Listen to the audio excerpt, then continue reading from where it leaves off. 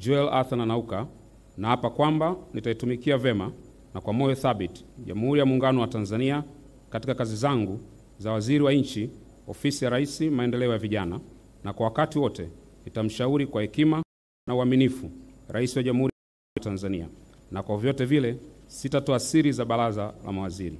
Ewe Mwenyezi Mungu nisaidie.